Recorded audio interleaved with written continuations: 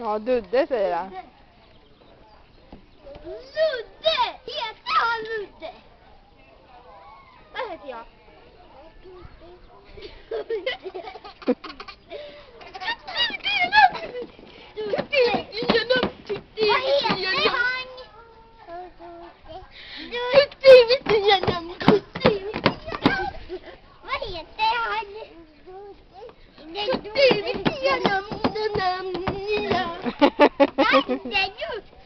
Kan du säga Melvin?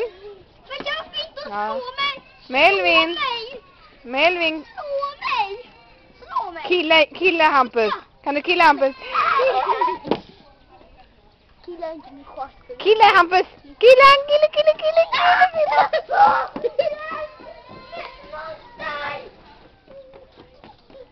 Nu kommer han igen.